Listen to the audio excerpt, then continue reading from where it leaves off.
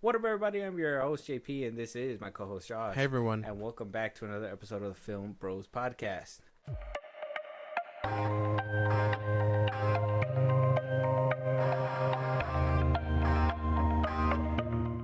All right, guys. So we are back. We're here to talk about not the weekly stuff that's happening, not the normal weekly stuff. We're gonna go ahead and we're gonna shuffle through the side plot of all the Hollywood things. Now, obviously, we have the main plot. We have the the big James Gunn stuff. We have Marvel over there with Brave New World, but we don't really have a lot to say when it comes to that anymore. Not until like new stuff comes out. So it gives us some chances to hit the side quest, Catch up on other things going on in Hollywood. Yeah, we have on one side we have a lot of Hollywood and music mixing. I think we did talk about like how the Super Bowl was coming up. We had the Super Bowl trailers that we were watching. We wound up seeing a Super Bowl halftime show that was just it was really good, and all that good stuff. But some things that came out of the Super Bowl was not all positive because of this whole side plot, Blake Lively versus Justin Baldoni case that we've been kind of talking about. A lot of people have been kind of comparing it to this whole Amber Heard thing. Yeah. Amber Heard, Johnny Depp stuff. But like I said, at the Super Bowl, I mean, even Taylor Swift is getting the brunt of it because she is associated with Blake Lively. We're going to talk about a couple of the things that connect those. I think the camera panned to Taylor Swift and everybody booed. Yeah, I saw that. And she was like, what the fuck's going on? And I don't think she knows, but she's not the most beloved person right now. One, not by football fans, because one, they think for some reason she's Travis Kelce's kryptonite. Let's just put that out the pasture. I don't think that's true. And secondly, this whole Baldoni stuff. She's being entangled into this whole Blake Lively nonsense because of it.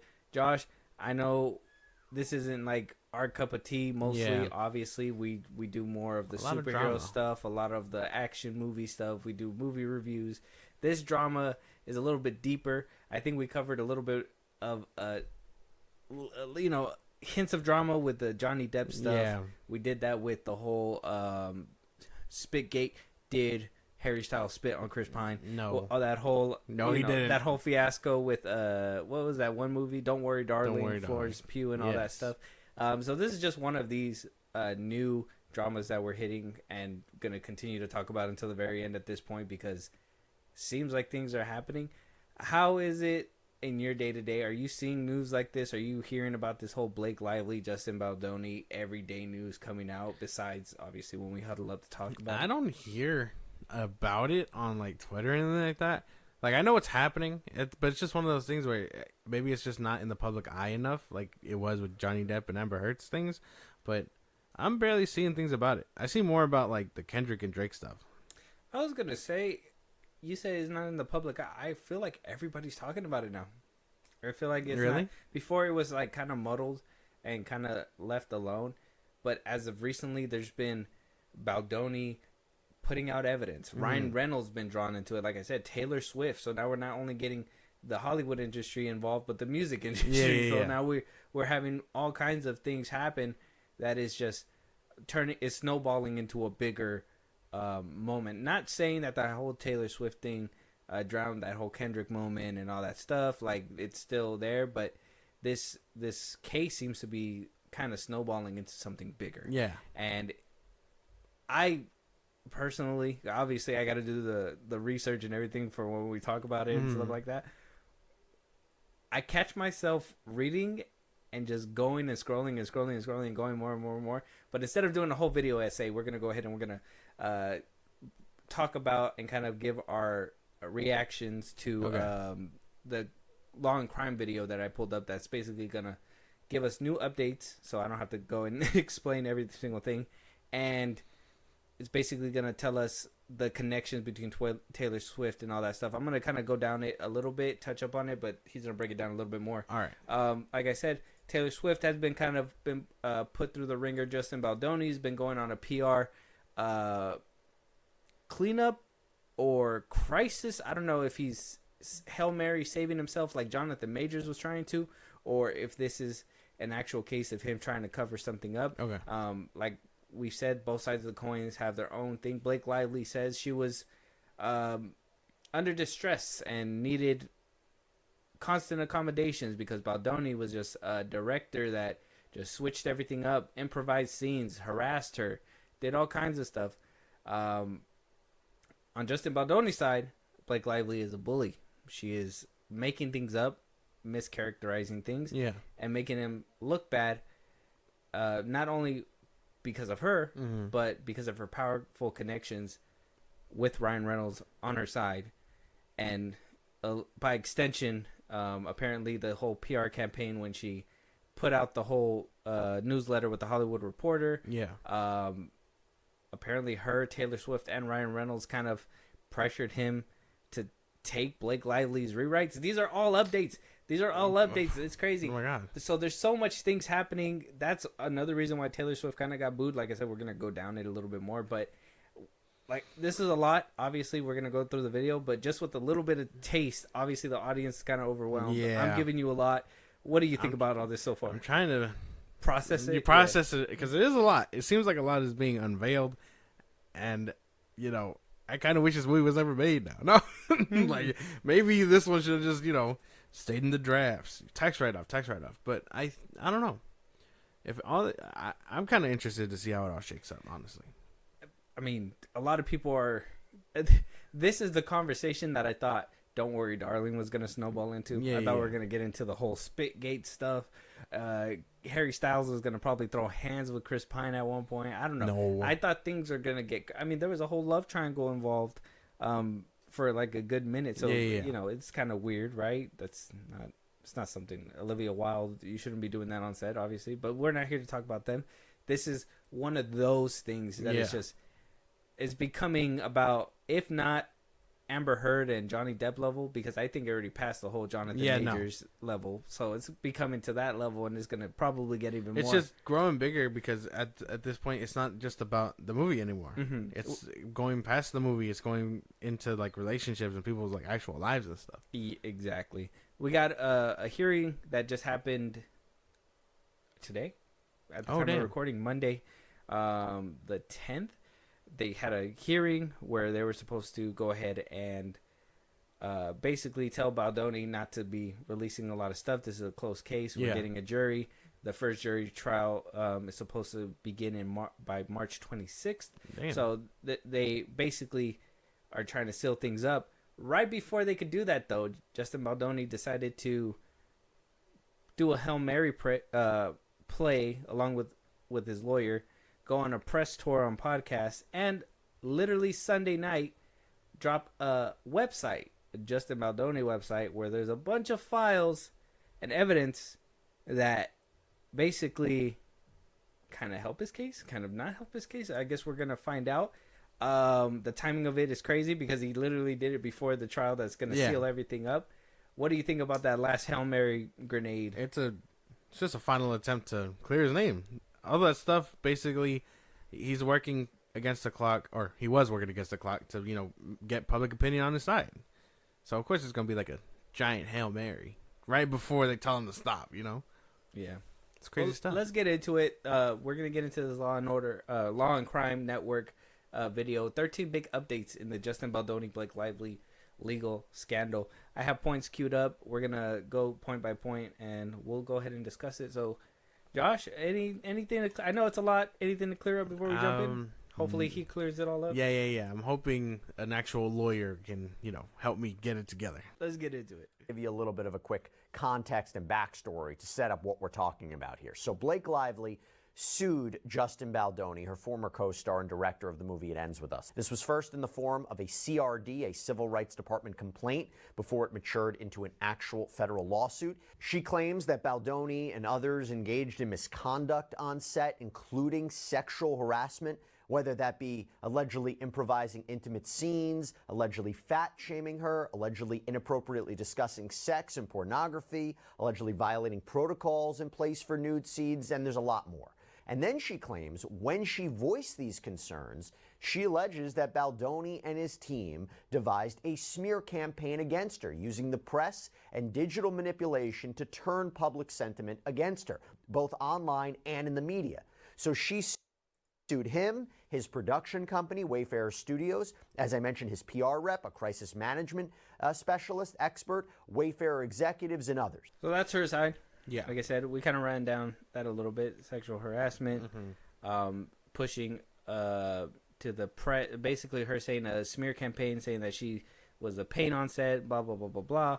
I mean, all these allegations that came from her side, I think we kind of talked about it in the other episode. Yeah. Kind of saying it right now. I mean, we did hear about we saw the pictures, and we talked about, like, you know, the video that she thought was kind of crossing the line, the birthing video, trying to tell her, like, how to birth.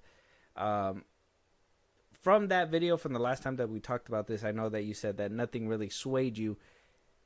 Does this, bringing this up, at least her side, before we get into Justin's side, does this kind of sway you in a different way a little bit? It sounds a lot clearer, but same thing, without the evidence, which I'm pretty sure we're about to get into, there's not much for me to say. That it's good to clarify her side, because she's coming after everything. Oh, yeah.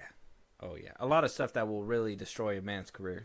A man's career. He is not surviving this one. If he loses. It's a huge, and like I said, he's kind of at odds. He has Ryan Reynolds to go up against, which he's a powerful star. I mean, Blake Lively, she's also a powerful star. Yeah. Apparently, she doesn't do these kinds of things, and we're going to get into that in a little bit. But let's check out Baldoni's side, his lawsuit side, and then we'll get a little bit deeper into it. Now, Baldoni countersued, claiming that all this are false allegations, and these were false allegations, according to him, that were weaponized by Lively, as well as her husband, Ryan Reynolds, to take control over the film from him, that he is the victim of being bullied by Lively and Reynolds, including on one occasion where he claims he felt pressured to accept Lively's rewrites of a key scene because Reynolds and mega superstar Taylor Swift praised Lively's work in front of him.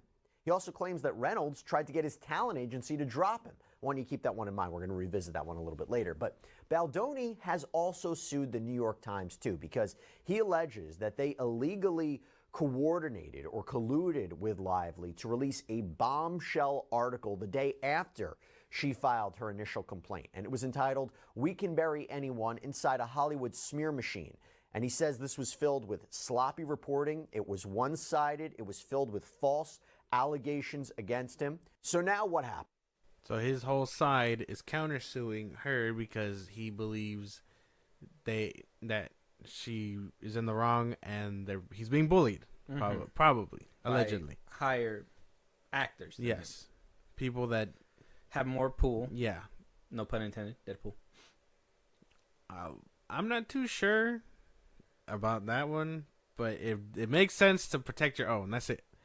That's the best way I put it. Okay. So wait, you got a little hesitation there. So you think it's a far stretch to think that Ryan Reynolds would bully Justin Baldoni? Yeah. Even with the evidence that we kind of talked about, that nice pool was kind of allegedly based on him. Yeah. Oh, we got some evidence to go through, which is crazy because this is going to give a little insight to the whole Deadpool and Wolverine conversation that we've had before. But let's get into his whole website launch and what we basically uncover from that. Okay. For the weekend. And I said the timing of this is something else. Why? Because what is actually happening on Monday? Well, I will tell you, at the time of this recording, it's happening about 2 hours from now. But the first court hearing in this case is happening in New York federal court. And what is being discussed at this initial court hearing?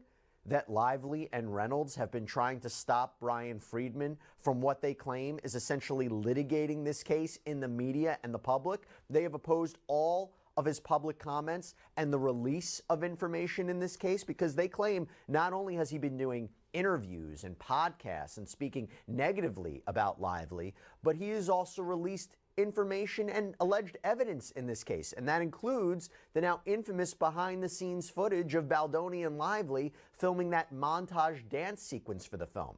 Whereas Lively had claimed that Baldoni, during the scene, was creepily smelling her and improvising this intimate scene by caressing his lips on her body and so forth, a form of sexual harassment. Baldoni claims this footage helps to show that she was the one who broke character and made inappropriate remarks about him. And she actually... You can kind of see both of that, though, in the video. Okay. I believe that you see she's talking about things that probably aren't supposed to be talked about. Like, why did your character have a man named Ryan? Who knows? Mm-hmm.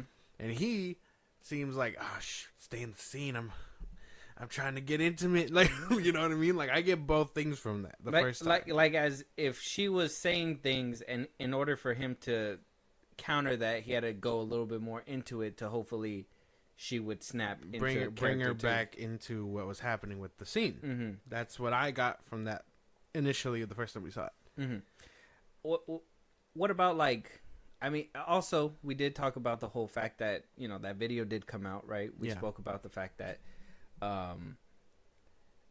it's weird that every single thing that Justin Baldoni puts out, that at the time Blake Lively didn't have an issue when her side of the story was being told, but now that Justin Baldoni wants to put some stuff out to the public, it seems like it was met with immediate response. Yeah. Right. Even during the fires, during the Palace State fires, all that was happening, and apparently Lively sent somebody to serve Justin Baldoni papers. Yeah. In the middle of all that. Like, hey, your house is on fire, but also you're going to court. Like, yeah.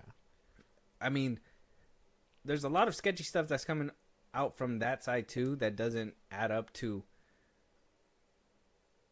being 100% honest. So I mean, no. I can't really, and especially with that video that backed it up. I mean, this kind of leads me to believe that this is somebody who is over exaggerating. I think, you know, that's where I kind of left off when we watched that video and we talked about this last, was that, is she telling the truth? Is this not a bully tactic? Her using the strings that she has, you know, obviously she worked for, and I mean, some may argue married into, right? But still, it's Ryan Reynolds. Yeah, but still, like, she has that pull where Justin Baldoni doesn't, right? She basically went on the smear campaign, basically took everything away from him, and now he's trying to save it, and he's being silenced for it. So that doesn't really scream innocent to me, or scream like, oh, I'm doing this to defend myself. This screams like, I'm saying something because it'd be and different. Only I want to be heard. Yeah, because it'd be different if she was just defending her own, you know, but it seems like she's overstepping and going for everything. You know what I mean? Like, she's like, I want to defend my peace, but actually let's also take care of his land. Like, so I can see that too, and I do think that maybe she's not as innocent as she claims to be, because she wants to silence the truth. He's fighting hard. I guess that's all we can basically chalk up to this point, is that he's fighting hard. He's doing last-ditch efforts that you could tell before being silenced completely by a judge. That he's trying to, you know, get this information out and basically tell his side of the story. Clear his name. He has all this PDF, which we won't have time to scour through. And first of all, I don't like going into random websites like that. I don't know what's in there. I don't know. You know, I don't even know Justin Baldoni like that. Yeah. He could be trying to sell our identities and start a new company. We don't know. So this man is defending everything, right? He's defending everything. We did hear that she not only sued him personally, but is also suing his production company, which is barely coming off the ground. I know, you know, like I said, it does seem like in a way, I see Justin's point where it seems like a case of bullying. So let's go into it a little bit more. We'll hear a little bit more from Ryan Reynolds' perspective, Lively's perspective. We're going to hear a few text messages that will tell us whether or not it was bullying or not, or if just Justin Baldoni really crossing the line. Let's go a little bit deeper into the PDFs. The PDFs are going to tell us messages. We're going to talk about what basically started the whole process between Blake Lively, Justin Baldoni, Ryan Reynolds, and everybody to basically be intertwined into this. Okay. We got to talk about the major bombshell here, the Ryan Reynolds text messages. So these are apparently from February 28th, 2023. And let me just provide you a bit of context to these as laid out by the timeline from Baldoni. So Baldoni options the rights to the book It Ends With Us from Colleen Hoover, the author. He and his production company, Wayfair, partner with Sony to distribute the film. Lively agrees to play the part of Lily Bloom, and Lively and Baldoni are allegedly texting and allegedly joking around leading up to the production of this film. And she even introduced him to her trainer. In fact, I'll give you an example of this. With respect to some of the texts, there are texts from February 9th, 2023, where Lively texts Baldoni, "Your friendship support helped me with that also, so thank you." And she even appeared to suggest she only has 20 pounds to go for her goal weight. And again, weight is really important here because there are two conflicting narratives about whether Baldoni was fat-shaming Blake Lively at one point or whether he had real concerns about her weight for a scene in which he had to lift her. Before we get into the text messages and stuff, Yeah. I mean, what do you make of that so far? He could. It's either that he was fat shaming or he was being very clear that, hey, I have to pick you up and you gotta lose a bit of weight. Which, I mean, either way, it could come off very aggressive. I mean, she said he was being supportive. I mean, you can't chalk that up to be like, oh, I was just telling him that, but it was kind of like, well, why even? Like, I got my regime, but then she texts him like, I'm close to my goal. So it kind of sounds like they were in on this together. They were probably friends. That's what I mean. Like, they were probably friends at one point, and eventually things just switched up. Maybe, after he got the jump on her and stuff. Well, things switch up when you try to weaponize. That's what I'm saying. Arguably, that's why. So, like, at some point, someone became the victim and someone became the person that antagonized and whatnot. That's what I'm saying. I think these messages basically, or at least that part where she says they're all fine and dandy. It seems like that was a mutual thing. So, and by the way, this exchange is actually interesting because on February 14th, where Baldoni claims that he had been writing the script and sending revisions to Lively, he writes her, "Been deep into writing, really fun with you in mind." Fun, not right word, and he puts a emoji and then an exciting emoji face, and then Lively responded, "You're safe here," with a smiling face emoji and prayer hands emoji. That is significant in my... You see? So, I mean, friends until they aren't friends. You're safe here until you're not. We were friends, but, if you would have continued to be my friend, it would have been different, right? If you weren't allegedly being shady, or to him, if you weren't allegedly bullying me, we probably would be friends. Isn't that crazy how that works? Yeah. Let's keep going. There was another text exchange between the two where, when talking about a scene, she writes Baldoni, quote, "If you knew me in person longer, you'd have a sense of how flirty and yummy the ball busting would play. It's my love language. Spicy and playfully bold, never with teeth." But what do you think about that, Josh? Like that, for her to come out and basically say, "Hey, we playful," but just how you said, we playful until they ain't playful no more. We nothing with teeth. Yeah. Until I need to, right? Doesn't that sound a little weird optics wise? Obviously, yeah, but depending on when these texts are and stuff, they can totally argue that we were friends and this was at the beginning of the production. That's right. They were like, we were chopping it up and stuff, and I was cool with it in the moment, but he took it to another level, whatever. That's all things she could say. That's all things that could be done. And he could argue, well, she took it to that level first. Yeah. She said bold and spicy. I like to be that way. That's me. What does that say? That's what she was saying. And at some point, something shifted. He became too touchy, and she was uncomfortable with that, or whatever. So again, it all depends on consent, because if she's saying that outright, he's like, okay, then we could talk about getting spicy or whatever. Seems pretty consensual, in all that stuff. Pretty consensual right now, though, right? I would say. I mean, her saying something like that, right. I would assume consensual up until it's not. You know what I mean? If she's saying this, and he's taking it in, as a creative, and is like, oh, okay, then we could talk about doing a certain scene or whatever, getting a little more touchy-feely, convey that to her properly. But again, we've had this conversation where, like, if he's getting touchy-feely and didn't discuss it with her first, it'd be a little, weird, right? Yeah, obviously. That's what I'm saying. It's all consensual until it's not. Yeah, and then at that point, when was it okay? And when wasn't it okay? Yeah. And is it not okay just because you're mad, or is it because of an actual reason, right? Let's get into why Reynolds is involved. Okay. Cross the line. That's an argument he could potentially make. So let's go back to Ryan Reynolds. So Baldoni says that by February 17th, Lively was expressing concerns about her body and the sex scenes, and he's allegedly reassuring her not to worry about it, that they will figure this out creatively. So again, this is all at the very beginning. And then we get to February 28th, 2023. So Baldoni sends a long text message to actor Ryan Reynolds, again, Lively's husband. He is an A-list star. And it says in part, quote, "Hey Ryan, Justin Baldoni here, the guy who brought his," and I think it says internal baggage, "to his meeting with your wife. I asked Blake for your number well over a month ago and have wanted to text you for a while now," but he says his nerves got the best of him. And he goes on to say how he and his wife Emily have a small circle and they hang out with each other, and he doesn't really have any close female friends, let alone married ones. So he writes Reynolds, "And so I guess this is just an awkward text to say I'd like to be friends. I'm happy there's no check yes or no box." And now he indicates that Lively wrote a similar message to his wife Emily, and he says that made him respect her and her union with Ryan Reynolds even more. He writes, Reynolds, "I've been a supporter and admirer from afar of both of yours for years. You are in a class of your own." Text message seemed peaceful, right? Yeah, trying to be friends. Friendly. He's like, "Hey, I don't want to text Blake this. I want to let you know that I mean no harm. I am coming to you as a friend. I'm trying to be a friend to both of you because you guys seem cool." And so Blake is like, "Oh, I'm gonna do the same thing, but to his wife." And they try and be friends, and they be cool, and they'll be having tea time in no time. Yeah, it's like we're working on a movie together. We're gonna be in each other's lives. Yeah. Let's be friends. Yes. Okay, we're getting the same thing. Apparent text message, his response. And it reads, "Hey Justin, sorry for the delay. I've been in a writing cave and the girls are sick again.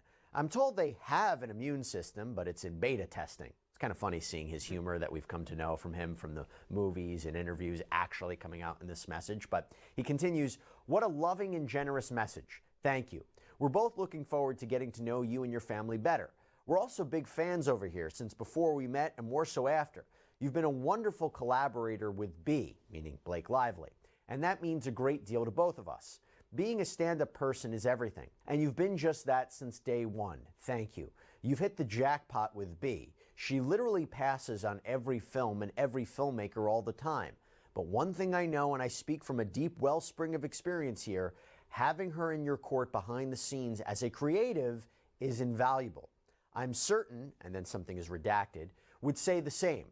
Some of the greatest creative decisions I've made are in fact Blake. The same goes for," redacted, "the acting is a small piece of a pretty astounding patchwork quilt of creativity. More than anything, I rely on her taste. Far beyond movies, really on her taste for all aspects of my businesses. That multidimensional creative output is something I can see in both of you. I'm excited for you to work together. I'm excited for Blake to crack open her creative piggy bank with someone as dynamic as you. This is going to be incredible." Again, friends and creatives and whatnot, actors. A little actor stuff. extended message, right? Ryan Reynolds was glazing a little too hard. Well, yeah, he's like, "I actually don't know anything you've been in, but you know what? You're working with my wife. We will be friends. I'll glaze you a little bit. You just glaze me. We'll be all right." Mutual glazing is what I would say. Ryan Reynolds went a little bit further with it, but yeah, I would say the point is mutual glaze. The point is they're getting along, and Ryan seemed to understand that these two are going to be working together and creatively, making something good, a decent movie probably. Yeah. There's some more text. Let's keep listening. All right, let's move on. So Reynolds continues, "And thank you for understanding what it means to me personally to have my family reunited as soon as possible. Nothing means more to her either, I can promise you. We're hardwired for keeping our family together. It's how to win us, and also how to kill us when we can't. We never split up, ever. It was a huge thing for us on this film. I tried to push our start date, but Marvel booked studios last July." This is in regards to his film, Marvel Studios' Deadpool and Wolverine, which released last summer. He goes on to say, "I've been frantically smashing out my third pass of the script to address structural changes, but mostly to get our budget down and shorten the shoot so I can fly back with the girls when school starts. We see and appreciate that you already moved significantly to make it work with her schedule because of the film she's already committed to, which thankfully she was able to gracefully," and I can't read that word. And then he writes this, "All this to say I'd have your line producer face tattooed to my perineum if he, she, they can figure out how to start 2 weeks earlier." Huh? I didn't get that last bit. Perineum? Yeah. Perineum is the area of skin and muscle located between the anus and the external genitalia. Oh, to show appreciation Yeah. that they work with her schedule. He would tattoo. Oh, okay. Funny. Good that you had that pulled up. It's almost like you knew I wouldn't know. Yeah, I didn't know. Yeah, So you wouldn't know. Okay. Very good. We're comedy. You just learned a new word. Try and fit that into your daily routine. But like, okay, understandable. He's still glazing. He's like, all right, thank you for having us. I'm a big family man. Whatever. That's what he's saying. Baldoni stuff and everything aside, my Film Bros brain kind of went to frantically smash. I've been frantically smashing out my third act of the script to address structural changes, but mostly to get our budget down and shorten to the shoot so I can fly back with the girls when school starts. What happens in the third act of the movie? Oh, are we seriously gonna break down Deadpool and Wolverine in here? No. Wait. Where do you think I'm going with this? Okay. Just want to the third know act.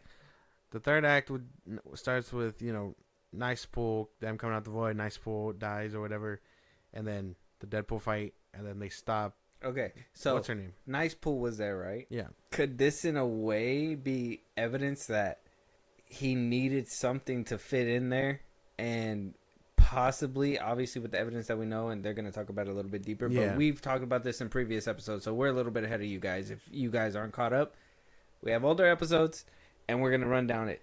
Give us a second. So, with that, do you think Reynolds would have had the time, or potentially would have? That's where my brain went immediately. Was he probably used that and put that in the movie and was able to tack that on? Because I'll be honest, even in the movie, I already told you I didn't really like certain aspects of the film when it came down to it. But Nice Pool did feel kind of tacked on. Obviously, you just see him as a gag, and then he leaves, sees him as a gag, leaves, and then he dies. So it's like, I kind of felt that way. Could this be kind of evidence of that? Or I see what you're saying, but I don't think it's evidence. No. I don't know. In a way, it's kind of. Because if you're saying you're trying to still bang out a third act. They could totally be like, oh, you got this inspiration from him, he's the guy, whatever. But, if they're friends and stuff like that, why would you write him in like that? Potentially. Like, oh, I'm going to take a dig at him. Subliminal diss him, but we're supposed to be friends and stuff. That's why I feel like he did that late. Maybe. Okay. Maybe I'm jumping the gun. Maybe a few more texts need to come out. We'll see what happens next. But, so, yeah. Getting tattooed there is not a fun. Okay. Sounds disgusting, actually. I don't know why he would do that. But, still friendly. It sounds like, Ryan Reynolds is doing what he's supposed to, being friendly, glazing, and saying, I will do whatever it takes to make anything move, to not only work with Blake's schedule, my schedule, the production schedule of both films, Deadpool and Wolverine, and it ends with us. Like, they're working together, obviously, to get it done. Okay. And, he was willing to put his, what was it again? His producer's name on his perineum. Perineum. On his perineum, so... Reynolds continues, completely understand how big of an ass that is, but the perineum is one of the most nervy parts of the human body to expose to trauma. So, looking forward to seeing you, and thank you again for all you're doing. I happen to adore you, Justin. XO. By the way, that XO could actually be in reference to Stardom, but Baldoni ended up responding, this is the sweetest.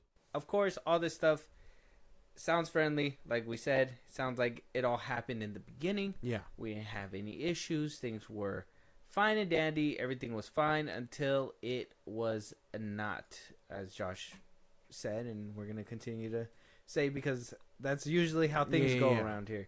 We're going to move forward, and he's going to basically talk about Baldoni's attempt to influence Lively's image and Lively's influence on Baldoni's image. Okay. Baldoni really who he claims to be? Because what did her complaint say? Mr. Baldoni and Mr. Sarowitz, along with Mr. Heath, so Steve Sarowitz has been described as a co-founder, co-chairman, and finance. So it devolved into Baldoni trying to turn the public against Ryan Reynolds. So as good as this looked, maybe she can make the argument, is Baldoni really who he claims to be? Because what did her complaint say? Mr. Baldoni and Mr. Sarowitz, along with Mr. Heath, so Steve Sarowitz has been described as a co-founder, co-chairman, and financier of Baldoni's production company Wayfarer. Heath is the company's CEO. She alleges that all three, quote, not only encouraged efforts to target Miss Lively and her family, but they went as far as to provide input and ideas on ways to negatively influence the narrative against Miss Lively and her family. And one of the ways that she tries to prove that is by presenting a text message exchange from Baldoni with his PR and crisis management team. And Baldoni apparently texts, quote, My partner Steve asked about flipping the narrative from this leak this AM about Ryan, presuming that to be Ryan Reynolds, saying the script was a disaster and he saved the movie, to something about Ryan claiming the female hired was feminist writer, didn't know how to tackle a female film, etc., using their own words against them. The allegation being that here Baldoni tried to manipulate this to look like Ryan Reynolds was anti-feminist. Again, tracking that back to the messages he had with Ryan Reynolds at the beginning, very, very different. Blake Lively got these messages allegedly from Baldoni saying that we're going to make Ryan Reynolds look like he's anti-feminist. Okay. Potentially. Yeah. What the fuck, man? That sounds kind of crazy. But why would he just pull the trigger like that? Yeah, why would he shoot not only his career down, the movie, everything, friends with a powerful movie star? So because Blake was already starting with the whole, stuff with the CEO and all that. Yeah, this was when she wanted those conditions. Yeah. So he's like, you know what? We're gonna retaliate a bit and say, hey, maybe if you don't stop, we're gonna make Ryan look like this, even though Ryan doesn't look like this. Mm-hmm. Document your, was it fake photos and things like that. That could have been a retaliation tactic gone wrong, maybe. I mean, retaliation is bad anyway. Somebody pulls the trigger of hierarchy, and the person doesn't like it and pushes back. That's already, we're already up in arms. We don't trust each other anymore. Yeah, you know what I mean. So, this movie's not gonna make it. Yeah. So they were trying to get through negotiations, trying to figure it out, and then things kind of continue to take a turn. So he would argue that he was only trying to do damage control here, that he didn't want to really go after Ryan Reynolds or Blake Lively, but he's on the defensive posture. They came out against him, that he was... Could that be defense? Could that be his thing? Could he be like, well, they came at me first, so if you come at me, I'm going to have to say, well, something to defend myself. Yeah, but they are the bigger people. That still sounds like retaliation, though. Yeah, but if they're stomping their boot first... and he's just trying to figure out a pillar to stop the boot from stomping him. It's no wrong. You're painting your alleged friend like he's not supposed to. Yeah. That's the thing. So even then, but I then think that's just retaliation. She's saying that he's sexually assaulting her, which is that's damning too. Well, yeah, but that was something. Keep it to Blake Lively. She apparently. I mean, wouldn't it make more sense? I mean, like yeah, that should have all been handled in house. She shouldn't have done what she did. Is it kind of like what career is there to think? That's what's up. Maybe I should go for the one that actually gave her a career. I don't know. That's crazy stuff. It's Ryan. Name Reynolds. a Blake Lively movie. All right. You got me. I'm gonna have to insert crickets or something. Yeah, checkmate. You got me there, man. But that's what I mean, though. You're gonna hurt the whale. That's not gonna work. It's Ryan Reynolds, arguably America's sweetheart. Yeah, maximum effort. I'm going for the neck. This is why he ended up as Nice Pool. Yeah. I don't know. Allegedly ended up as Nice Pool. Allegedly. Let's keep going. Was being falsely accused of engaging in misconduct on set. That's why he hired these PR and crisis management professionals and was trying to engage in a defensive media campaign. Now, Lively insists that this was him proactively going after her and her family and turning the press and community against her and her family because she came forward with her allegations against him. So, again, two competing narratives. But talking Ryan Reynolds, though, and talking Deadpool and Wolverine, by the way, there was some commentary out there that a specific character in that movie may have actually been based on Justin Baldoni as a way to make fun of him after the falling out between Baldoni and Lively and Reynolds. Well, I'll tell you what, for Baldoni's part, that allegation has now been confirmed in this new amended complaint. So this is new. This is new. Confirmed. Before we get into it, does that hit something for you? Even after what I said earlier too? It can't be real. No? It can be real. I don't believe it. All right, we're gonna see what this confirmation is. Throughout this period, Reynolds and Lively continued to leave breadcrumbs in their campaign for mocking and bullying Baldoni.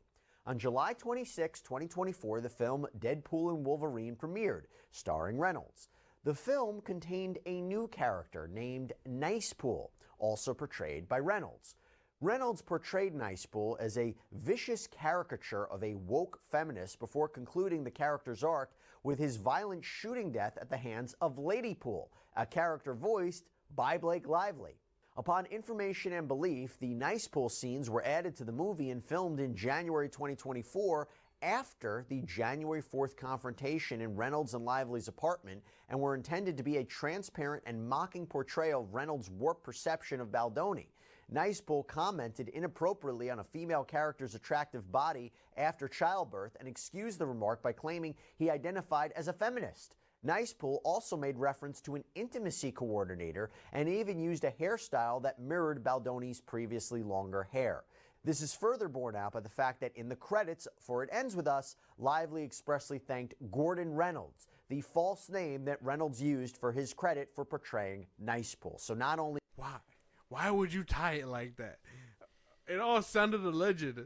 And then they used the same fake name. How you rob the bank and leave an IOU, goddammit? He's trying to... They're leaving their calling card, man. That's what I'm saying. They said, we fucking got you, bitch. Like, that's what they're doing. That's what they left. So, they said the movie added and filmed in January 2024 after the confrontation. That means reshoots happened. That movie came out in March, dude. They filmed all that. And they added it in less than a month. In about a month. They might have got him with that. They might have him with... I know what I said. But I didn't think it was this damn bad. How you leave your calling card? How you leave your name? It might be a rap. They thought they were slick. What are you doing? Why? They might have. You could have been like, that's not Nicepool. You had plausible deniability until someone connected the dots of that Gary Poole, whatever the fuck. Yeah, the Gordon Reynolds. Yeah. Oh my god, why? Okay. How? We both think this looks bad. How could it not be bad? Unless they find a Gordon Reynolds somewhere, they're screwed. That looks like Ryan Reynolds.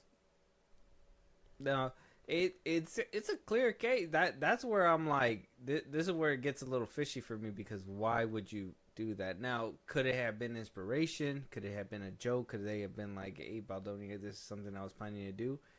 Well, it kind of throws it all out the window if the timeline says he recorded all that after the confrontation. So you weren't doing it to be nice. And like I said, this was a dig. Every single scene was like small. So this was an easy scene. This was a diss to put him into. They edited it in somewhere. What the fuck, Marvel? You over here helping with diss tracks, my boy? This is a diss. I didn't even know. They're UMG? Justin Baldoni's going for them next? Oh my god, dude. That's such a... They had plausible deniability. This could have been one of those things where it's like, these don't mirror, like they used to do in music videos, where they're like, this doesn't pertain to anyone in real life. Yeah. Anything you see is metaphorical, doesn't resemble anybody, even though you know it means Dr. Dre and all that stuff. Like, and this wouldn't be a big deal. I mean, he wouldn't be able to make a case about this at all. The thing that makes it look fishy is that you signed your name. All this bullying and everything that he's accusing you of, and then you go and you mock him in the film, in a major film that distributed everywhere. I was with them. In my case, not the best Marvel film out there, but apparently a lot of people ate that shit up. Everybody's seen it. $1 billion movie, bro. Yeah. Doesn't matter what you think. $1 billion movie. They are gonna come for his neck now. Why, Ryan? Why? Okay. So, since you can't think of any way that he could wiggle out of this. No. Okay. No, unless he's. So, what kind of image does this paint for you? They were, Blake did what she did. Would this constitute as bullying to you? I don't know. I don't think you could bully a grown ass man. I don't believe that. Yeah. I don't believe it. Some people, yeah. Yeah. I don't believe it though. I think Ryan, this is gonna come down to just adults dissing adults. Like, you know what I mean? Like, movies take digs at people all the time. Yeah. So maybe it's just not uncommon for it to happen, but he's gonna be like, this is nothing. This isn't real. Whatever. They're gonna try and play it off like it's just this character just exists. He's done why'd for. you got whatever. the names in the credits? That's the thing. Yeah. That's the thing that's gonna kill him. Like they can't even say anything like that because then they're gonna hit him with that. Like, why does that say this? So the optics of the case, how does it look, and how does it make you look? How does it look towards Ryan Reynolds? It looks kind of bad, but again, okay. So This Blake doesn't sway you a little Blake, bit? okay, yeah, no, that's why. So Blake does what she does. She demands this. He's like, hey, this instead. Ryan and Blake are like chopping it up. They're like, he's planning to make me look like a I don't believe in women. Okay, well, I'm gonna make fun of him in my movie, $1 billion movie, and then everything else is history. This looks bad. This looks bad. Like, ride for your wife, but this looks bad. Yeah, this wasn't even his beef, huh? No. I could understand supporting your wife, but man, you shouldn't. I understand, but you shouldn't have done this. This would be good if it turns out that Baldoni was the person doing all this. But after that video that we seen, it kind of looks like Blake Lively was telling Ryan Reynolds a story that is still being worked out what's true or false. And right now, some of this evidence kind of supports that Baldoni was kind of getting a little cornered by these two, and even was made fun of in a major motion picture. Potentially bullied. This looks bad. Optics looks bad. This looks bad. Optics look bad. So we're gonna move forward. Obviously, yeah, that one's a hard one to get past. But we do have what Ryan Reynolds. A little bit more of what Ryan Reynolds contributed when it came down to everything that is going on right now. Even though putting a whole scene in a movie and distributing it isn't enough involvement for Ryan Reynolds. Like I said, I mean, is it bad 100% for Reynolds if like he's writing for his wife? No. It's kind of like if, I thought this man in the bar touched my wife, so I punched him. But it's like, well, he didn't do that. He grazed her. He like lightly pushed by her to get to the Mm. bar. So I mean, like, yeah, like and I she's said, over there freaking out. He touched me. yeah. He touched me. You can write for your wife. That's what I'm saying. This is the thing. But my man, This is Will Smith and Chris Rock. He slapped Baldoni potentially. for no reason, potentially. Oh my god, man! It just looks bad because this isn't even like a text like, "Hey, what the hell's going on?" Whatever. This is like he got so petty he did this and put it in his movie. You know what I mean? Like that's a big step. I want to be that kind of petty. I live to be this. Let me be that. Let's jump ahead. Let's see what Ryan got up his sleeve some more. Okay. I'm sure that will be argued and talked about to come. Now, talking Ryan Reynolds for a minute, there's something else that came out from these documents, these PDF files on the new website. So Baldoni has made the argument that essentially Blake Lively hijacked the movie, that she boxed him out of all marketing and promotional efforts of the film, that he didn't agree to the marketing plan for the movie. And she claims she and the cast agreed to market the film as more inspirational and hopeful and focus on positivity, not the darker elements of domestic violence, which is what Baldoni claims he wanted the film and the press and the promotion to be about, what he talked about when discussing the film. Keeping that in mind, now we come to the part of the... You kind of understand that? Yeah. Just The make sure you're following, because this section is going to be a little long. Okay. The marketing seemed different from the true intentions of the director and stuff. Baldoni. Yeah, Baldoni wanted it to be dark, kind of show you the negative aspects of a toxic relationship, and Lively did not want it to be that dark. Lively wanted it to highlight, the love and all that stuff. Mhm. Which, I mean, thinking about the trailer and stuff, that's kind of the vibe I got. Remember, I talked about like romanticizing cheating and stuff because of that trailer. I kind of get the vibe though. Well, you remember Maximum Effort that I told you about earlier? You're going to understand why I mentioned them. Give it a second. timeline where Baldoni and his team talk about Reynolds and his production company Maximum Effort. June 20th to 24, 2024. Abel, this is Baldoni's publicist, emails Sony's marketing team to inquire about a content shoot that Lively seemingly coordinated with Maximum Effort, Ryan Reynolds' production company. Sony, at the time of the initial outreach by Abel, was not aware of the plans for the shoot, which were planned for June 27th, 28th. Later, Sony attested to the fact that Lively and Maximum Effort were, quote, running the show. Abel was understandably concerned at the optics of the entire cast doing a content shoot without the director and co-lead being present. This would later be something that the public would take notice of as well, and heighten the rumors and negative press that Lively would take issue with. June 28th. So she's quote unquote running the show. This is what he means by hijacking and creatively shut him out and stuff. Because she didn't invite him to these shoots. Yeah. It'd be everybody else. But not him. And who was in charge? Maximum Effort. Which is Ryan Reynolds' company, Blake Lively's company. Yeah. Which was supposed to be somebody else, but it went to them. Yeah. We'll see why. 2024.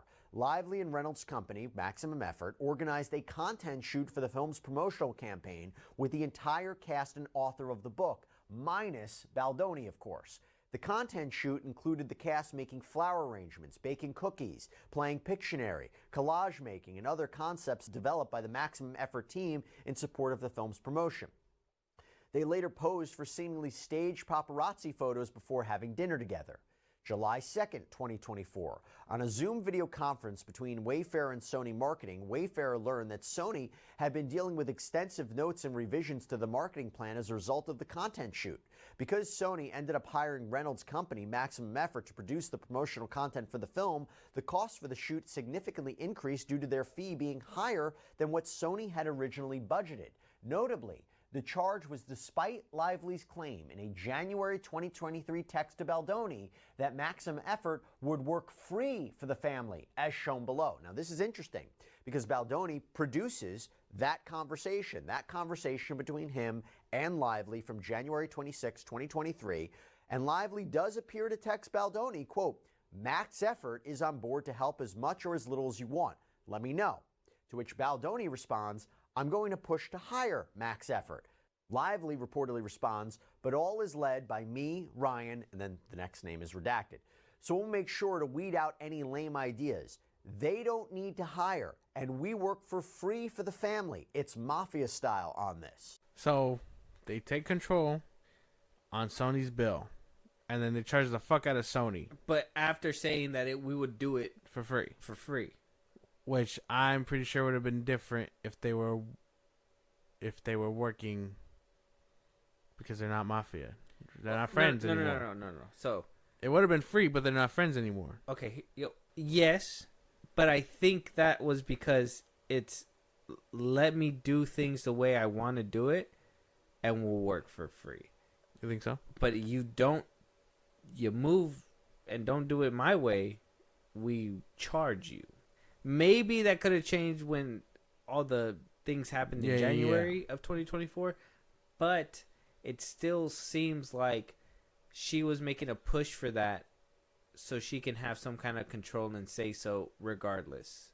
Because if even, we got to think too, probably this is also before the lawsuits and stuff and before she did this PR stuff, and this was probably around the time when after they had all these issues and she had to come back on set with the conditions and stuff like that, where, you know, Maximum Effort was probably going more on her side because of that, and he just was playing ball because it's like, we already went through all this, I don't want to go through more. Yeah. Then we get to the point where it's like, well, now you're inviting all the cast and crew without me, and you're doing all this, that, and the third, and then you just said too, the trailers did show what Blake Lively was kind of saying, like a more fun, loving side. I didn't really think it was dark and serious at all. No. You know what I mean? But yeah, man, what do you think about that? It's a lot. That is quite a bit. That's crazy. Because if they hijacked it like that and then still slipped them the bill, that's not going to look good. It's not going to look good because she still wanted some form of control. And you charged the fuck out of them? Yeah. Shit. Higher rate and everything. You couldn't even give them like a 50% coupon. You beat the fuck out of them, build them, and then you made fun of them in a movie? It's not looking good. And Baldoni, all he could do is try to fight back with some evidence that he had lying around, and Lively continued to silence him. So we had all these things from Ryan Reynolds and Blake Lively what they're doing, and all we're getting from Baldoni is that whatever he pushed out. Whatever he pushed out is false, because why are you pushing these things out? Yeah. And you did the X, Y, and Z to Blake Lively. So it's like, It's not a good look. you know what I mean? Where's their evidence? Why aren't they producing evidence like that? Like, instead of telling them don't be doing that, I would have put out more evidence like, nah, this is what he did to me. Not try to silence him. Maybe they are trying to strong arm it. I don't know. It seems kind of weird to me. That's what I'm saying. Like, the optics is kind of getting a little weird here, right? It's getting a little funky. So we got a little bit more to go. Bear with me, just a couple more sections, and then we'll go ahead and get our determining factors and what we finally think, and then leave it up to the audience, and then we move on to our next topics. Okay. The side quest is caught up pretty soon, and but a lot of revealing stuff, right? This is a lot of bombshell things for sure. Yeah. Ryan Reynolds being a part of it is kind of crazy. Now we get a timeline document. We're basically gonna get their version of events of what they feel basically happened. See if that basically matches up what we've been speculating all along. Okay. Timeline does something else. The timeline document does provide a bit more details about Baldoni's claim from his complaint that Reynolds allegedly told Baldoni's talent agency, WME, that they're working with a sexual predator, and subsequently told them to drop him. So in the timeline, it reads, this is a big allegation, quote, July 15, 2024. Wayfarer is informed that Reynolds contacted Baldoni's personal agent at WME. During the call, Reynolds escalates his attack on Baldoni's character, calling him a, quote, deranged predator. Baldoni's agent relays to Wayfarer that he did his best to reason with Reynolds and challenge the absurd claims, but Reynolds was unwilling to consider any counter-narrative. Reynolds reiterated that Baldoni should not attend the premiere on August 6, stating no one wants him there. When Baldoni's agent shares this conversation with Baldoni and Heath, both are disturbed by Reynolds' continued efforts to damage Baldoni's reputation within the agency. So what basically is being said is that Wayfarer was told, which Wayfarer is the company that is their production company, Yeah. Baldoni's production company, Yeah. was contacted by Reynolds' personal agent, basically saying that Reynolds is going to escalate attacks to Baldoni's character, all these things. Okay. Even going as far, this is after the whole feminism thing too. So if we think about the timeline, had those issues. Baldoni's kind of standing back. He came back with the feminism stuff. Reynolds says, you say I'm anti-feminism. Yeah. You're a predator. And we're going to put that everywhere. Okay. He said, on top of that, because of the fact that you're doing all this, we're completely pushing you out. No premiere. You're not going to the premiere of your own movie. You're the director. You're the writer. You're not going. Because we're in charge. Maximum Effort is in charge of all this stuff. So basically, pushed them out. Shutting him out. And was basically willing to drop an even bigger nuke on top of him if he were to continue to try to push back. That sounds like... Saying nobody wants him there at his own premiere. It's probably true. Because if he's really a bad person, why would you want him there, right? But shutting him out like that and then threatening him and stuff, also not a good look. I know this is all like jargon, you know what I mean? Like this is like it's always meant to be, you know, threatening and stuff. And I'm sure when you're a famous person, you can just have your lawyers handle everything and stuff. But to have Ryan Reynolds, like, agent personally tell you that Ryan is pissed and he will come after you with everything and bury your character sounds kind of crazy. Like, that's just what money does, you know? Yeah, Reynolds doesn't want to damage his good, clean, you know, bubbly personality. So he'd give it. I mean, he has that side to him, but he's willing to let his lawyers fight it out. Nobody sees it. It's in a dark room. Mm-hmm. It's like, what did Baldoni say, that motherfucker? And then it's like, he says no. He's like, what? Yeah. Goes red. His, Everything just goes bad. He's like talking to the Deadpool mask, Yeah. like Green Goblin. He's just like, blow his house up. telling me no. Lively, get in here. Yeah, I know. Like, no, that's crazy stuff. So, I mean, they push him out and make it look like he's not wanted. This is me in my head. I know we're getting to the end here. I'll wait on my part. Okay. I'll wait until the end on that one. But at least at that part, he was willing to retaliate. He was. For his wife. And if you notice, that does kind of straighten the timeline a little bit more because he wasn't at the premiere. He wasn't there. Yeah. Everything was separate. Baldoni was by himself. Mm-hmm. We saw the trailers. Didn't look anything like what Baldoni wanted. No. I don't know. We'll get to the ending right now. This last part right here, we're basically gonna get Baldoni's side to the birthing scene. Okay. We did talk about this. We touched up on it. Apparently, there was a birthing scene where Lively apparently says that they wanted her to be fully nude, and she was like, "No, I don't will want do that. this, that, or whatever, but I'm not gonna be completely nude." They said it's okay. During the scene, apparently she wasn't getting into character. So for inspiration, one of Baldoni's friends, who is also working on the film, showed her a picture or a video of his wife giving birth in a tub, where she exclaimed, "No, get that away from me." He saw a piece of it and kind of waved her hand, said no, she didn't want to see that. Apparently Baldoni has a counter to that. You know, she says that they were trying to show her porn. Okay. That's their side, porn. That our Lively side, it was porn, it was bad. This is Baldoni's side. Timeline and the amended complaint. We won't be able to go through everything, but you got to call out something else. This one is something. So, you know the whole drama surrounding the birthing scene? More specifically, Lively's claim that Baldoni and Heath pressured her to simulate full nudity, despite her claim that there is no previous agreement for her to do that. She said there was no prior choreography with an intimacy coordinator on this. The set was chaotic. The set wasn't closed. They didn't follow the industry protocols for these types of scenes. But she also said in her complaint, to add insult to injury, Mr. Heath approached Miss Lively and her assistant on set and started playing a video of a fully nude woman with her legs spread apart. Miss Lively thought he was showing her pornography and stopped him. Mr. Heath explained that the video was his wife giving birth, and she actually demanded in a January 2024 meeting, and there was something that Baldoni and Wayfair apparently agreed to, this 30-point list of conditions and demands that would need to be ensured and met before production resumed on the movie. And that included no more showing nude videos or images of women, including producer's wife, to Blake Lively and her employees. Now, Baldoni counters that and asserts that Lively's claim that she was shown pornography or naked images of Heath's wife on set, and this is from his complaint, quote, knowingly and maliciously misrepresents what happened.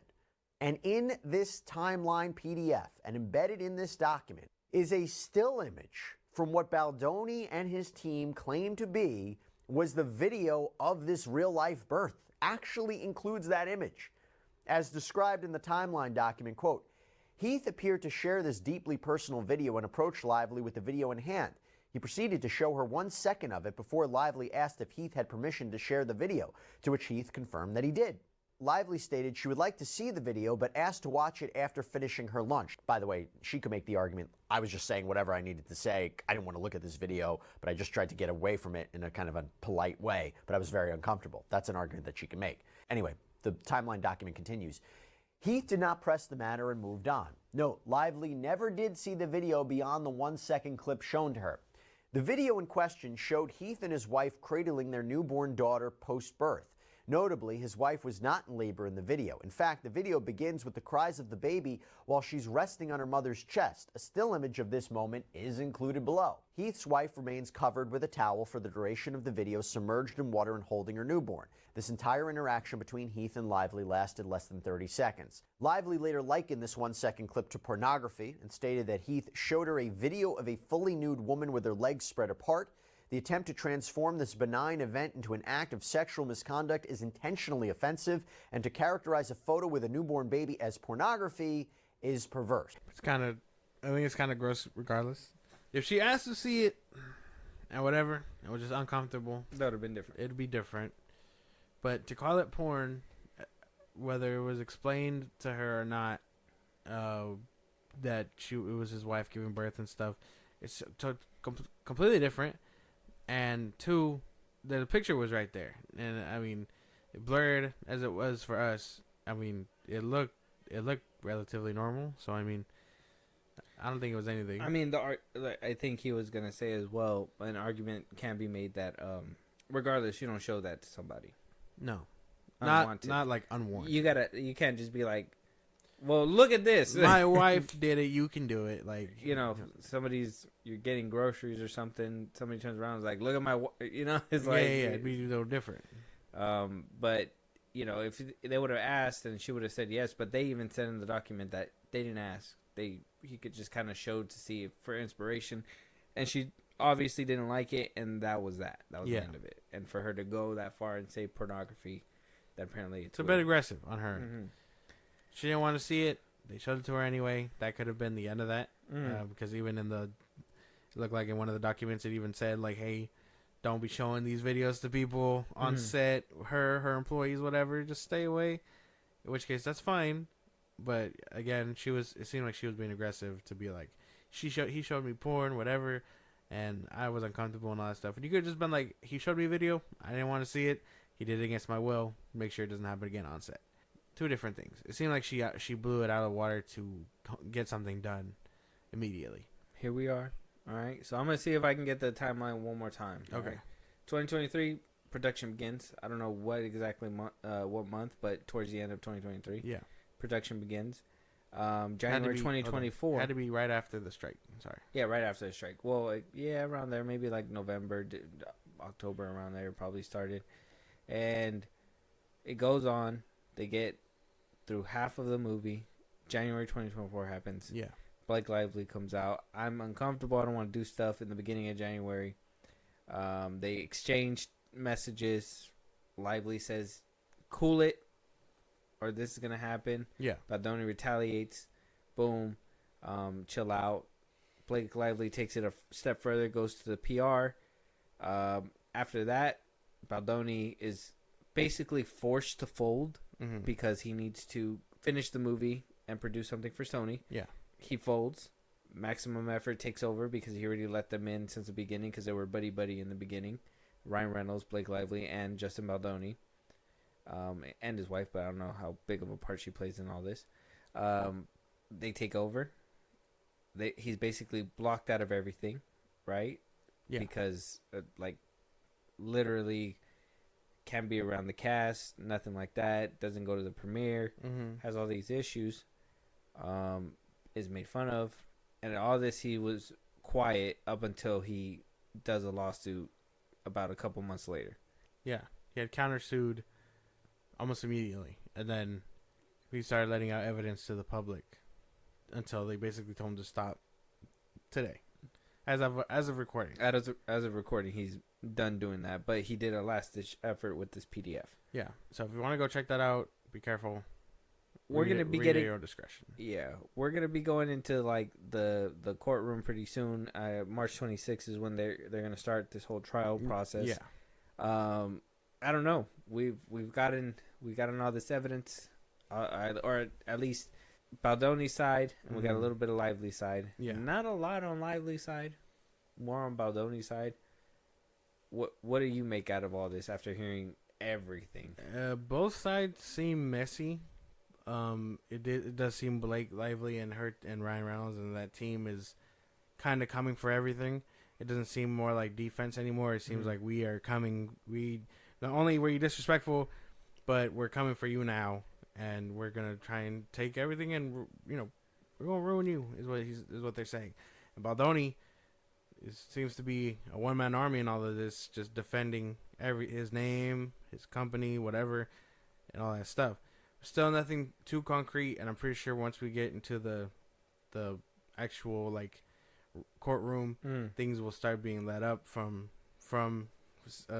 the other side and stuff like that. So that's probably when we'll get more sexual misconduct, those things on Blake Lively's side. But for the most part, we know what Justin Baldoni is standing for and where he's at, because he was allowed to get all this stuff out before they told him to stop. Where does Josh stand? After hearing all this and moving a bit more concretely, I gotta say I'm more on Baldoni's side. I am more on Baldoni's side. Yeah. If it comes out that he did those things and that Ryan Reynolds and Blake Lively are just now coming for his namesake, it's still too aggressive on their part. I don't agree with that. I can understand, he be blacklisted for a year, whatever, don't give him no work, something like that, but to come for everything and then throw his name under the bus, especially with the whole Deadpool Wolverine stuff, that just seems too aggressive to me. I understand protecting your loved ones. Again, they're all working together. They're family. They don't fuck with the family. But, you know, that's something that I just can't agree with. It's too aggressive. Well, until we get to the trial on March 26th, this is my opinion, and this is all from the evidence that we've been talking about. That we just looked at. Things that I've been reading on my own and stuff like that. Other videos that, you know, some people dive a little bit, not too much deeper into it, but they, you know, they break down the law and like the whatever they're supposed to do stuff. To me, and this is only because of like I said, from what I see, it looks like Blake Lively wanted to have her name on this from the jump. I think she wanted to. I think she probably saw the script and everything, thought it was a good story, thought this was gonna really help bring her name up there, and maybe this movie could have been the movie to kind of push her up to the stardom of like where Ryan Reynolds is, so they could be that power couple or something. And so I think she took this opportunity, like Ryan Reynolds even said in the messages, like she doesn't take things unless she thinks it's special. So if you think it's special, you're gonna put a little bit more umph into it because you're gonna think it's gonna give you something out of it. I don't think it's a passion project, because a passion project would be, in my opinion, you would have let it ride. It would have been like whatever. You two would have been doing it together. Yeah. But this one, it felt like she probably saw it and was like, this is going to be good. And it was good up until, how you said, it wasn't. Where, you know, he got a little bit resistant. Hey, why are you doing this? That's not the way that we want to do it. This is my movie. There's a way. Blake Lively don't like that. Blake Lively is married to Ryan Reynolds. I am a movie star, damn it. And I want this movie to be the way that I want it to be, says Blake Lively. In my opinion, I think this is all alleged and what I believe. I'm going to keep saying that because I don't want to get sued or nothing. Blake Lively doesn't get her way regardless, but Baldoni's like, listen, bitch, you're just Blake Lively. I'm not, you're not that. He's that. You're not that. So that kind of makes Blake Lively go, well, then I'm getting him. So she gets him. He gets into the middle of it. Baldoni's still being resistant. Punches back, says, hey, you're not taking shit from me. I'll do exactly what you'll do to me. Ryan Reynolds says, you don't have the money, nor the resources. I'm that guy because I'm not even telling you this. I sent somebody to tell you. They ran a mile to a phone booth because I just wanted them to do that. Like that's what Ryan Reynolds probably did. Then Baldoni says, well, fuck. Now I have to play ball in order to get my movie back up and to do the things that I want to do. I got to play ball. They play ball, get the film back up and running. He's still resistant because there's still contracts and stuff that need to be abided by. So he's still resistant. Rewrites aren't going through as smoothly. So what do? Get some big name actors to go ahead and walk up in there. You know, maybe me and the girls, me and Tay, we went on a lunch. And I just so happened to bring her on set. Oh, and guess who's here? Reynolds. Yeah. And so, you know, hey, Baldoni, come over here with my friends and my husband and tell me about this rewrite. They start ogling, he feels pressured. He has to do those things, which, you know, as a man, you got to either choose to fold or do whatever is going to probably elevate you in the moment.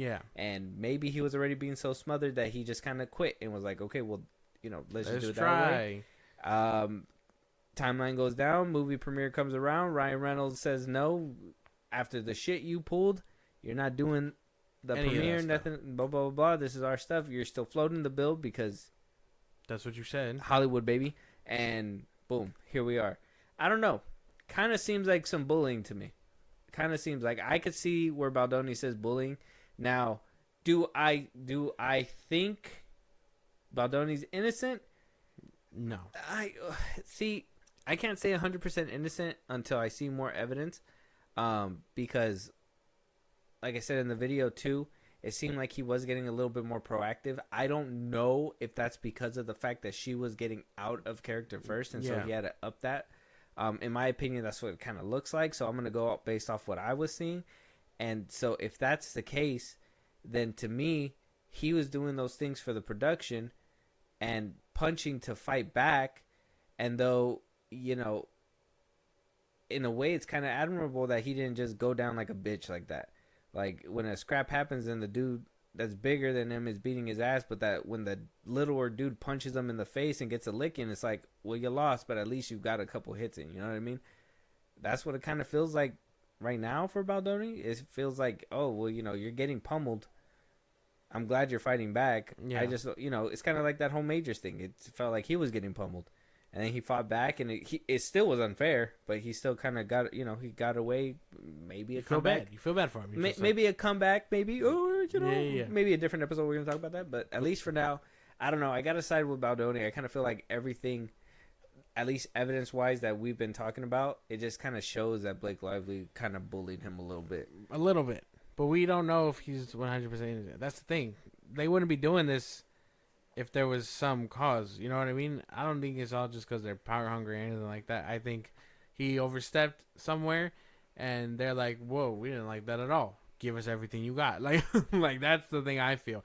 And I don't agree with that. Like, I don't believe he's 100% innocent, but I don't agree with, you know, everything that they're trying to take from him. Ain't nothing worse than a woman scorn. Hey, oh, what is it? Hell, what is what it? Hell doesn't know.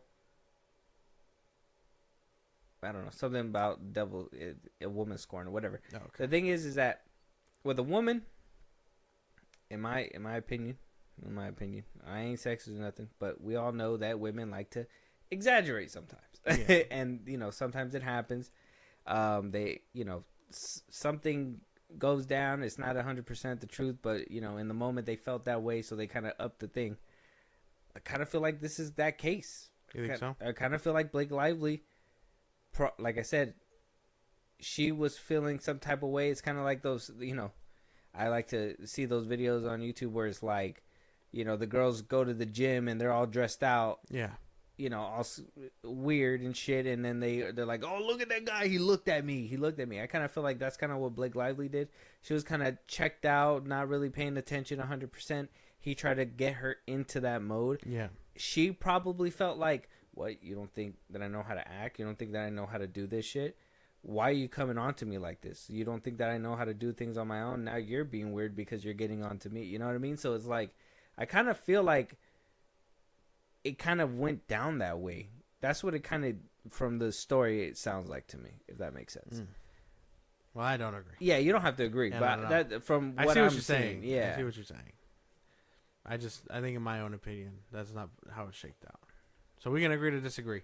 March is where it no, all well, we comes kind of down. agree. We're kind of on the same side of. Oh, yeah. not with my take, but No, at least like on your side. where we stand, you know what I mean? I think we have our different ways of how it played out. Yeah.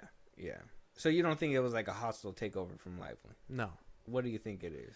I think, well, now it is. Beforehand, I didn't think it was anything like that, but now it is. So you feel like it was Yeah. a hostile takeover? Like after hearing everything, yeah, now it feels like that. But that's probably because he overstepped somewhere. You think Baldoni overstepped? Yeah. So you think that he had that fault where he overstepped? So you don't think it was just Lively, like how I said, where it was like he was doing things and she kind of seen this as an opportunity, and when it wasn't working her way, she kind of pulled it this way. No, I don't agree. I don't agree with so that. you just think that That they were cool and all that stuff, and then she felt he overstepped. He overstepped, and then that's when she was like, "Well, I don't feel safe here." And then you she think ran to that he Reynolds. overstepped? Yes. Okay. That he started it. That's why she did the complaints. You know, no coordinator, whatever. And then eventually, once all that happened, that's when she was like, "Well, now we know that we kind of run the show. Okay. We're gonna take everything." And after that first initial complaint of like stuff. And the counter sue, that's when they were like, okay, now we're just gonna have to take everything from him because now he's trying to fight back. Okay. So now after that second half, it's like hostile. So that's where we disagree. Yeah. You think that he did something. Yeah. And I think that she had this on She her had mind, it though. from the Yeah. jump. And was Yeah. just looking for an excuse. Mm-hmm. Yeah. Okay. All right. Yeah. Fair enough. But we are on Baldoni's side right now until at least the March. yeah, that's when we'll see a little bit more from Lively and stuff. Which, like I said, we can be like, well, you don't know what Lively has. You don't know what Lively has. Yeah. What if she has all this evidence? But I mean, if he's not afraid to put stuff out, she shouldn't be either. And the one video that was put out, she tried to fight back against and stuff, and everyone seemed to be siding with Baldoni. Sending people during fires to go and serve people, not a good look. That's not a good look. The nice pull thing is not a good look. Credits, naming the credits, not a good look. That's so stupid. Why would you tie that to yourself? Huh? Well, questions are for y'all. Let us know what you guys think. Is this an intentional takeover from Blake Lively, or did Baldoni do something? That's me and Josh's take. What is your guys' take? Do you have a way these chain of events probably happened? Do you have any theories? Whose side are you on? What is going on? Why is all these things happening on set? I mean, seems like we get out of one scandal and jump into another one. Yeah. Very, very curious subplots, but Yeah. Hollywood is a crazy place. I'm down for these. It's kind of interesting, especially when we get those little shocking things. Like, you Yeah. didn't know Ryan Reynolds was going to be that deep into it. I didn't. I was like, oh, they're gonna... His name's tied because of Lively or whatever. That's what I thought. And then it's like, nope, he's tied because of the name in the fucking credits. God. And you made fun of the man, potentially. So dumb. So Allegedly. Such a dumb thing to do. Let us know your guys' thoughts at the tags that Josh is going to give you. Any topics that we should be talking about. Any movies you want us to review. TV shows. Josh, let them know where they can do all that. Twitter, TikTok, Instagram at FIlmBros Podcast. We post our episodes are up. You can hit us up there for any news or movies you want us to cover. Buzzsprout, link is in the socials I just gave you.